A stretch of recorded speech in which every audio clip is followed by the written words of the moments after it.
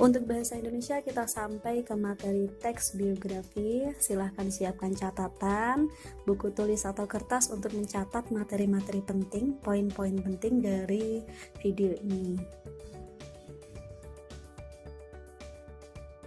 Kita mulai yang pertama dari pengertian dulu. Jadi biografi itu berasal dari bahasa Yunani.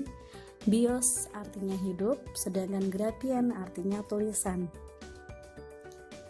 Dari pengertian secara etimologi tersebut bisa disimpulkan pengertian biografi adalah tulisan mengenai riwayat hidup seseorang, umumnya hanya untuk tokoh-tokoh yang dianggap penting dan dikenal secara luas.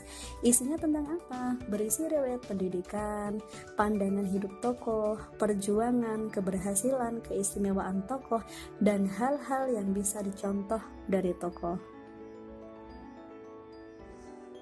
Kita masuk ke pembagiannya, jenis-jenis teks biografi. Yang pertama, jenis teks biografi berdasarkan siapa yang menulis biografi tersebut. Yang pertama ada biografi, yang kedua ada autobiografi. Biografi itu riwayat hidup seseorang yang ditulis oleh orang lain. Sedangkan autobiografi, riwayat hidup seseorang yang ditulis oleh tokoh itu sendiri. Selanjutnya ada jenis teks biografi berdasarkan topik yang diperbincangkan. Yang pertama ada biografi politik, yang kedua ada biografi intelektual, dan yang ketiga biografi jurnalistik. Biografi politik tentu membicarakan masalah politik, biografi intelektual membicarakan masalah keilmuan, biografi jurnalistik lebih ke wawancara tokohnya. Selanjutnya masuk ke struktur teks biografi. Yang pertama ada orientasi, yang kedua peristiwa, dan yang ketiga reorientasi. Pertama orientasi. Orientasi itu bisa berarti pengenalan, isinya tentang informasi dasar dari tokoh yang akan dijelaskan, entah itu mengenai siapa, kapan, di mana, dan bagaimana. Misalnya siapa yang akan diceritakan, kapan ia dilahirkan, di mana ia sekolah. Jadi informasi-informasi dasar dari tokoh tersebut. Kemudian yang kedua ada peristiwa. Isinya tentang kejadian penting, rangkaian peristiwa yang disusun secara kronologis. Dan yang ketiga ada simpulan, ada reorientasi, isinya bisa berupa simpulan, bisa juga berupa komentar dari penulis biografi. Nah, untuk reorientasi ini sifatnya opsional, artinya boleh ada, boleh tidak. Ini contoh biografi B.J. Habibie.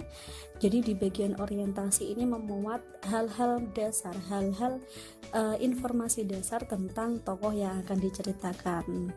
Biografi B.J. Habibie merupakan Presiden Republik Indonesia yang ketiga, lahir di Parepare. Ia merupakan putra keempat.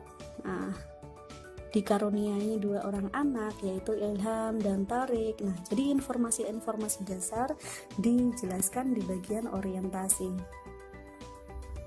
Kemudian struktur yang kedua ada struktur peristiwa. Jadi struktur peristiwa ini menjelaskan bagaimana ia itu mencapai kesuksesan, mencapai keberhasilan. Nah, itu di bagian peristiwa.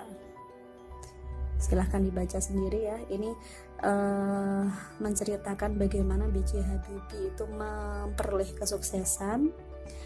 Selanjutnya reorientasi. Tadi isinya reorientasi kan bisa berupa simpulan, bisa berupa pandangan atau pendapat penulis. Selanjutnya ada kaidah kebahasaan. Kaidah kebahasaan yang dipakai dalam teks biografi adalah yang pertama adalah pronomina. Ini silahkan diingat-ingat materi sebelumnya. Pronomina dibagi menjadi 3. Ada kata ganti orang pertama, orang kedua, dan orang ketiga. Yang dipakai di teks biografi adalah kata ganti orang ketiga tunggal. Contohnya ia, dia, beliau.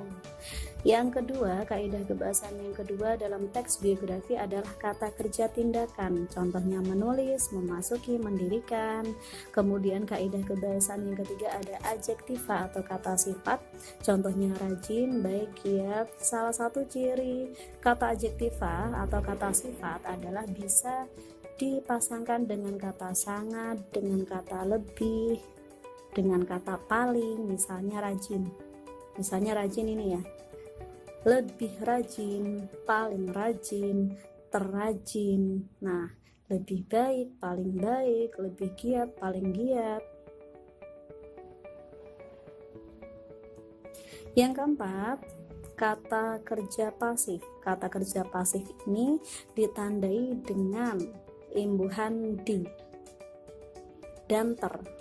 Ya, kata kerja pasif diawali dengan imbuhan di dan ter. Selanjutnya yang nomor 5 ada kata kerja mental, contohnya terharu, menyukai, menyayangi.